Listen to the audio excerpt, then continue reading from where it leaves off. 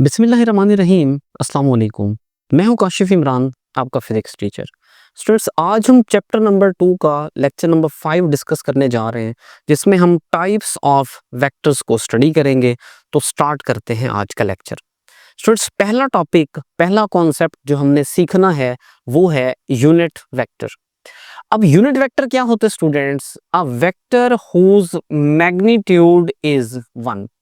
ऐसा vector students जिसकी magnitude क्या हो, 1 हो, and it gives specific direction, या मैग्नीट्यूड 1 है in a given direction, is called unit vector.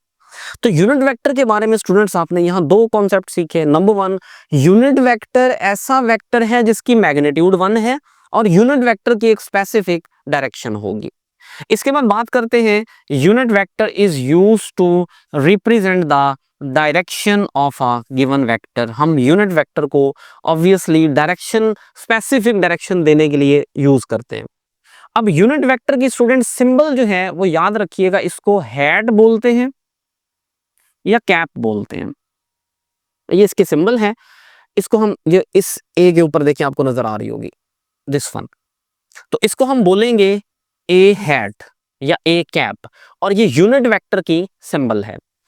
अच्छा, अब यूनिट वेक्टर के बारे में एक एमसीक्यू का पॉइंट याद रखिएगा। जो यूनिट वेक्टर है इसका कोई यूनिट नहीं होता।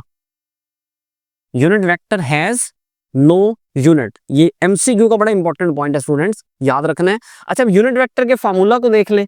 यूनिट वेक्टर का फार्मूला क्या होता है? यूनिट वेक्टर इक्वल होता है वेक्टर ओवर वेक्टर की मैग्नीट्यूड।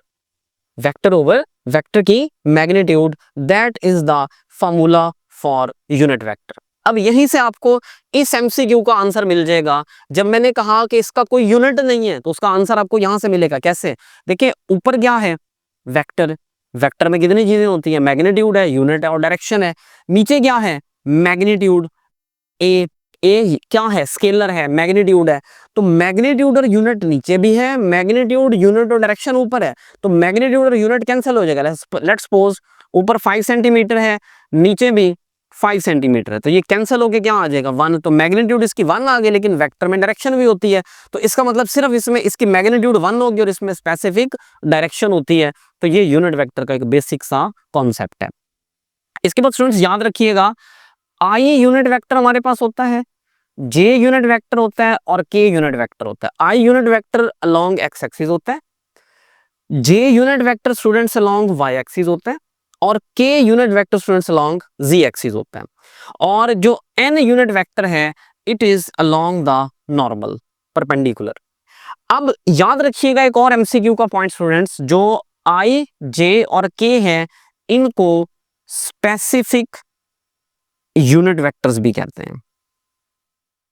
ये कॉन्सेप्ट भी आपने याद रखना, एमसीक्यू का पॉइंट है। और ये आई जे के आप ड्रॉ कैसे कर सकते हैं? X axis, Y axis and Z axis. X axis के अलोंग आई होगा, वाई एक्सिस के अलोंग जे होगा और जेड एक्सिस के अलोंग के होगा। तो आप आई, जे और के को इस तरह से स्पेसिफाई कर सकते हैं। अब देखिए स्टूडेंट्स, यूनिट वेक्टर में हमने कौन सी बातें की हैं? हमने कहा यूनिट वेक्टर ऐसा वेक्टर है जिसकी मैग्नीट्यूड 1 है। हमने कहा यूनिट वेक्टर जो है इसमें डायरेक्शन, स्पेसिफिक डायरेक्शन होती है, इसका कोई यूनिट नहीं होता। इसकी जो सिंबल है वो हैट या कैप है। हमने इसका फार्मूला देखा। फार्मूला हमारे पास था, unit vector is equal to vector over vector की मैग्नीट्यूड। और अगर आप यहां से वेक्टर का फार्मूला बनाएं तो ये ए इधर आके मल्टीप्लाई हो जाएगा, तो वेक्टर किसके इक्वल आएगा? Magnitude into unit vector.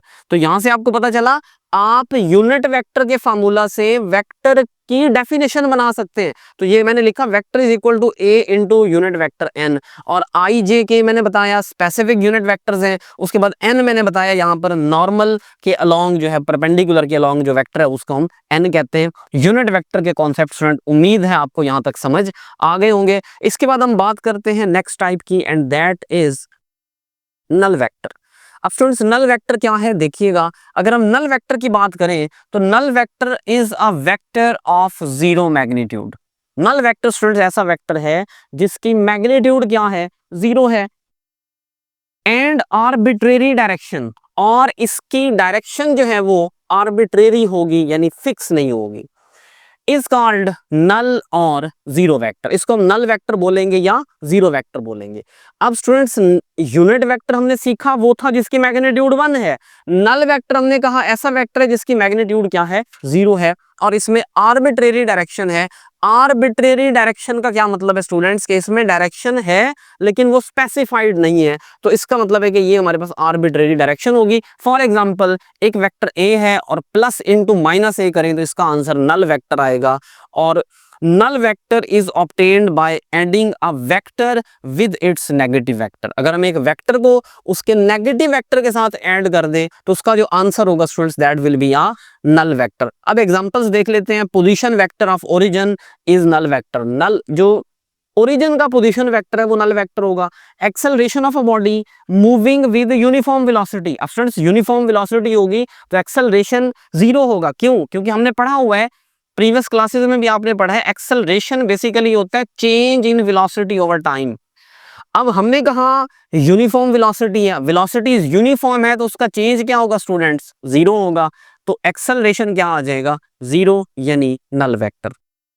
तो नल वेक्टर हमने देखा स्टूडेंट्स जिसकी मैग्नीट्यूड क्या है, 0 है। नेक्स्ट हम बात कर लेते हैं स्टूडेंट्स पैरेलल वेक्टर्स की। पैरेलल वेक्टर्स क्या होते हैं, two vectors having same direction. अगर दो वेक्टर्स की डायरेक्शन सेम है तो हम उसको क्या बोलेंगे स्टूडेंट्स, पैरेलल वेक्टर। और पैरेलल वेक्टर्स में एंगल स्टूडेंट्स याद रखिएगा वो होगा 0 डिग्री।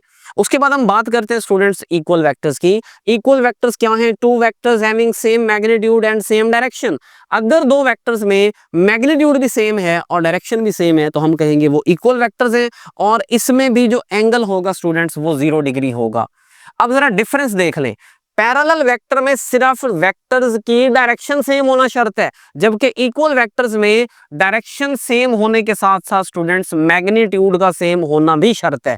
तो ये पैरेलल और इक्वल वेक्टर का कॉन्सेप्ट है। नेक्स्ट हम बात कर लेते हैं स्टूडेंट्स एंटी पैरेलल वेक्टर्स की। एंटी पैरेलल वेक्टर्स क्या है students, two vectors having opposite direction. अगर दो वेक्टर्स की डायरेक्शन अपोजिट है तो हम कहेंगे वो एंटी पैरेलल वेक्टर्स हैं, और इनमें एंगल स्टूडेंट्स 180 डिग्रीज होगा। तो ये हमारे पास कॉन्सेप्ट है एंटी पैरेलल वेक्टर्स का। इसके बाद बात कर लेते हैं स्टूडेंट्स नेगेटिव वेक्टर्स की। नेगेटिव वेक्टर्स क्या है, two vectors having same magnitude but opposite direction. अगर दो वेक्टर्स की मैग्नीट्यूड सेम है लेकिन डायरेक्शन अपोजिट है तो हम कहेंगे वो हमारे पास नेगेटिव वेक्टर्स हैं। लेट्स से एक वेक्टर ए है, दूसरा वेक्टर बी है। अब इनकी मैग्नीट्यूड अगर सेम है, डायरेक्शन अपोजिट है, तो एंगल स्टूडेंट्स कितना होगा, 180 डिग्री होगा, क्योंकि अपोजिट डायरेक्शन में एंगल 180 डिग्री होता है, सेम डायरेक्शन हो तो एंगल 0 डिग्री होता है। नेक्स्ट हम बात कर लेते हैं स्टूडेंट्स कोप्लेनर वेक्टर्स की। कोप्लेनर वेक्टर्स क्या है स्टूडेंट्स, ऐसे वेक्टर्स जिनकी सेम प्लेन होती है। Vectors having same plane are called coplanar vectors. For example students अगर हम यहाँ पर लेट करें एक्स वाई प्लेन, तो यहाँ पर हम लेट करते हैं कुछ वेक्टर्स को। ये मैंने यहाँ पे कुछ वेक्टर्स ड्रॉ किए। अब ये जो सारे वेक्टर्स यहाँ पे मौजूद हैं इनकी सेम एक्स वाई प्लेन के अंदर मौजूद हैं, तो हम कहेंगे ये सारे कोप्लेनर वेक्टर्स हैं। तो कोप्लेनर वेक्टर्स वो होते हैं जिनकी प्लेन सेम होती है। नेक्स्ट हम बात कर लेते हैं students at the end position vector की।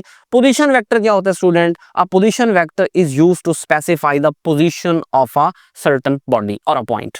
किसी भी पॉइंट या पार्टिकल की पोजीशन को स्पेसिफाई करने वाला जो वेक्टर होता है that is called position vector, और ये ओरिजिन से स्टार्ट होता है, यानी इसका जो बिगिनिंग पॉइंट है वो ओरिजिन होता है। ये पॉइंट भी आप लोगों ने याद रखना है। अब स्टूडेंट्स आज के लेक्चर में हमने वेक्टर्स की टाइप्स को डिस्कस किया है।